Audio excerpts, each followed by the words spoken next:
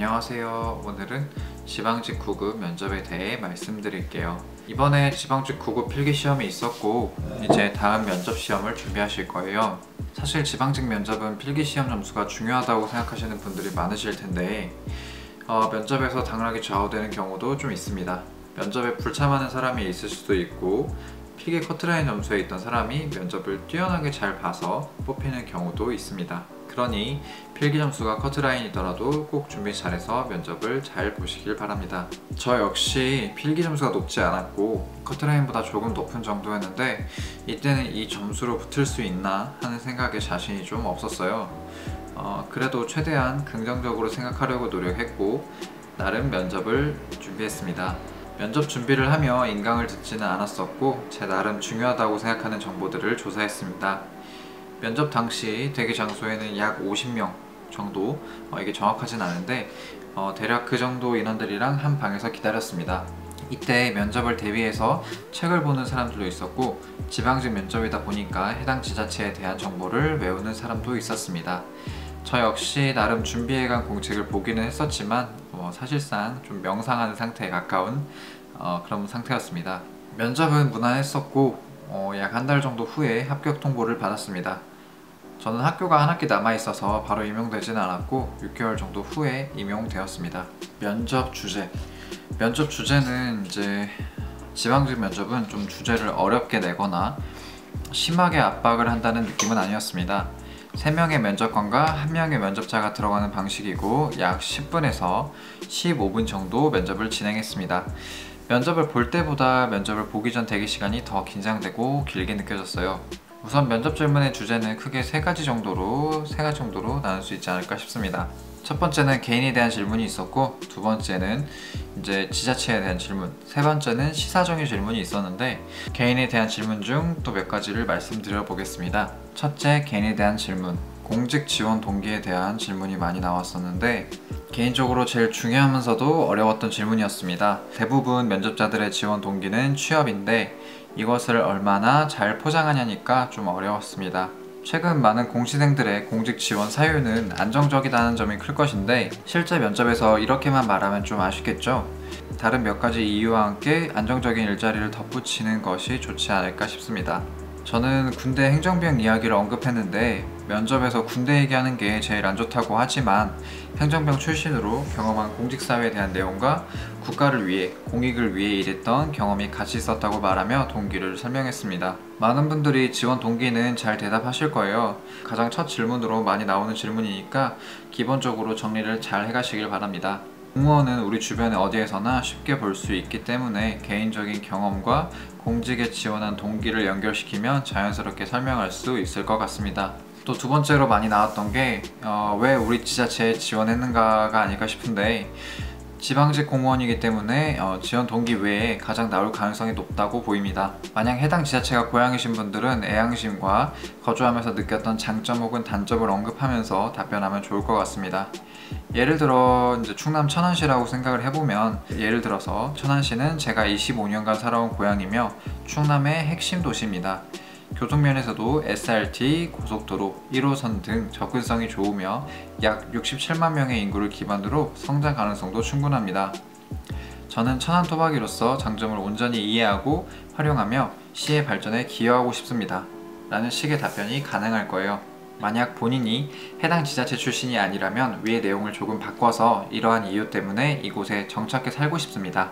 라는 식으로 답변하면 좋을 것 같습니다. 그 다음에 또 나올 수 있는 게 본인의 장점, 단점, 특기, 취미 같은 것들인데 어느 면접에서나 나올 만한 질문들인데 면접 수업에서 들었던 내용으로는 장점은 대체로 이야기를 잘 하지만 단점은 사람들이 말하기 어려워한다고 합니다. 또한 단점은 지나친 단점이나 극복하기 어려운 단점보단 극복 가능한 단점을 말하라고 합니다. 취미나 특기는 개성 있는 것을 소개하면 좋을 것 같습니다. 독서나 음악 감상보다는 컴퓨터 프로그래밍, 글쓰기 등 좀 독특한 특기나 명상이나 요가처럼 심적 안정을 줄 수 있는 것도 좋을 것 같습니다. 만약 생각이 나질 않는다면 독서나 음악 감상도 취향을 조금 더 구체적으로 설명하면 좋을 것 같습니다. 예를 들어 영화 감상이 취미라면 비오는 날에 IamSam처럼 감동적인 영화나 클래식처럼 감성적인 영화를 좋아한다 라는 식으로 말이죠. 둘째, 지자체 관련 질문. 지방직에 지원했기 때문에 당연히 해당 지자체에 대해 기본적인 지식은 있어야 합니다. 보통 가장 많이 보고 가는 것이 시청 또는 군청 홈페이지인데 여기서 시의 상징 등에 대해서 공부할 것입니다. 만약 본인이 살던 고향이라면 좀 더 수월할 것이고 원래 연고지가 아니던 곳에 지원하더라도 기본적으로 좀 알아야 할 부분입니다. 뭐 이런 걸 물어보겠어 싶을 수 있지만 지원한 지자체에 대한 가장 기본적인 지식이니 최소한의 성의로 공부해야 할 것입니다. 저는 자매협약 도시를 아냐는 질문이 나왔었는데 전혀 알아보고 가지 않았던 부분이라 대답을 할 수가 없었습니다. 다만 만약에 새로운 도시와 자매협약을 맺는다면 어느 도시와 맺고 싶다는 등으로 대답했습니다. 또한 기본적으로 많이 외우는 내용이 지자체의 읍면동이 몇 개인가 하는 것입니다. 이게 일을 해보기 전에는 굉장히 지엽적이고 쓸데없는 질문이라고 생각했는데 일을 하고 나서부터는 면접관들이 충분히 물어볼 만한 질문이라고 생각합니다. 지방직 공무원은 해당 지자체 내에서 어디든 갈 수 있기 때문에 대략적으로 행정구역을 인지하고 있는 것이 좋습니다. 실제로 저에게 질문이 나오진 않았지만 물어봐도 전혀 이상할 것이 없는 것이라 생각합니다. 합격하면 어떤 일을 해보고 싶냐는 질문도 나올 수가 있습니다. 일반적으로 모든 지자체에 있는 읍면동 행정복지센터나 총무과 인사팀 등을 이야기할 수도 있지만 해당 지자체에만 있는 부서에 대해서 언급할 수도 있습니다. 저도 받았던 질문은 아닌데 대답을 준비해갔던 질문이고 이것에 대해서 예를 들어보자면 수원시에 있는 군공항이전협력국의 경우에 이건 수원시에만 있는 조직인데 군공항에 있는 곳이고 공항 이전 예정이 있어서 만들어진 조직일 테니 일반적인 지자체에 있는 건 아니겠죠. 이런 곳을 언급하면서 적극 행정을 하고 싶다는 답변을 하는 것도 좋을 것 같습니다. 실제로 이런 특수조직의 경우에 신입이 갈 가능성은 극히 낮습니다만 그만큼 지자체에 대해서 공부를 했다는 성의 표현으로 보일 것이라 생각합니다. 지자체 예산도 공부했었는데 해당 지자체의 1년 예산을 검색해보고 개중 비중이 가장 높은 사업이 어느 부분인지 그리고 어떤 사업을 새로 추진하는지 공부했습니다. 예를 들어 남양주는 3기 신도시 사업을 진행 중인데 이 부분에 대해서 공부를 해가는 것도 좋습니다.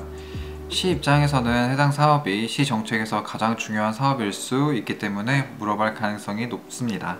외에도 다양한 질문들이 있겠지만 핵심은 지자체에 대해 공부했다는 것을 보여주는 것입니다. 저는 이곳에 오고 싶고 그래서 이러한 관심들을 가지고 있고 이렇게 생각한다는 부분을 보여주는 것이죠. 그리고 만약 지자체에 대해서 미리 알아보지 못한 부분들을 묻더라도 당황하지 말고 잘 모르겠다 솔직하게 답변하되 추가적으로 시의 특징과 다른 대상을 접목시켜 언급하면 도움이 될 것 같습니다. 예를 들어 시를 상징하는 꽃이 무엇인지 아는가? 라는 질문을 받았는데 잘 모르겠다면 잘 모르겠습니다. 하지만 우리 시가 진달래 명소를 가지고 있으니까 이런 점을 생각했을 때 진달래가 아닐까 싶습니다.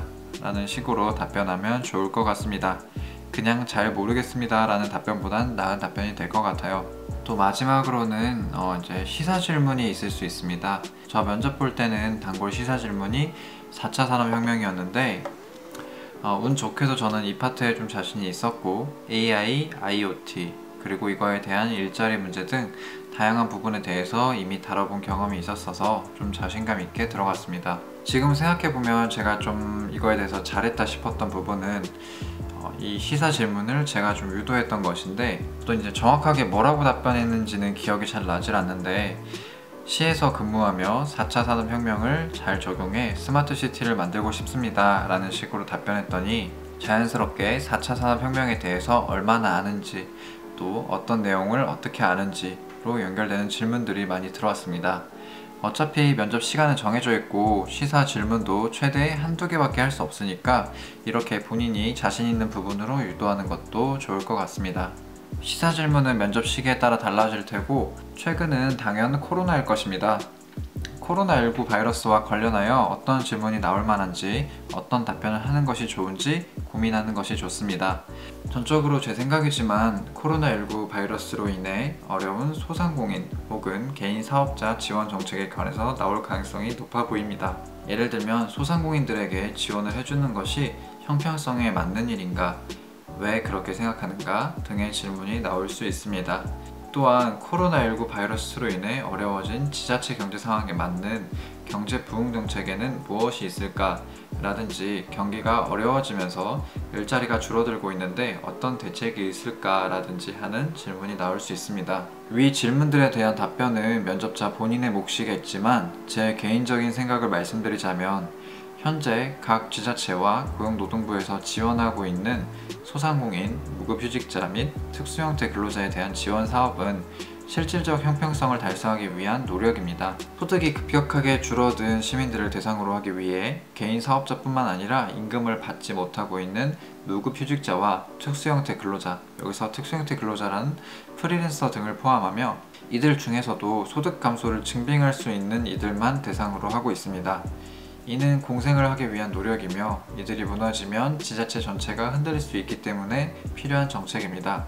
하지만 이때 중복 지원이나 부당수급이 없도록 면밀히 검토하고 명확한 기준을 세워 지급함으로써 시민들의 민원을 최소화하는 것이 필요합니다.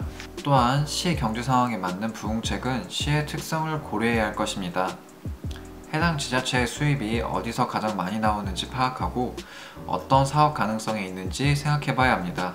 예를 들어 가평군처럼 레저 관광 사업의 비중이 높은 곳이라면 코로나19 바이러스 때문에 해외 출국이 어려운 현 상황에 맞게 많은 사람들이 국내 여행을 즐길 수 있도록 만들어야 합니다.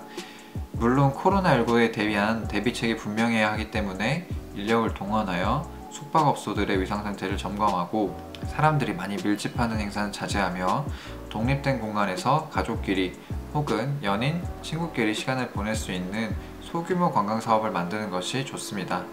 이때 코로나19 바이러스가 퍼지게 되면 가평군 이미지와 경제 상황이 더욱 악화될 수 있기 때문에 물놀이 금지, 마스크 필수 착용 등 맞는 방안을 마련해야 할 것입니다. 지금 앞의 답변은 임의로 만들어낸 답변이고 코로나19 바이러스가 더욱 악화된다면 관광객 유입이 문제가 될 수 있으므로 하나의 참고 자료로만 생각하시면 좋겠습니다. 이제 면접에 합격하신다면 등록 서류를 제출해야 합니다. 보통은 지자체 본청에서 서류 접수를 받으며 각종 서류를 제출하기만 하면 됩니다. 이때 유예를 원하신다면 유예 신청서를 같이 제출하게 되는데 사유는 있어야 하므로 유예 사유에 대해서 확실히 찾아보고 가시길 바랍니다.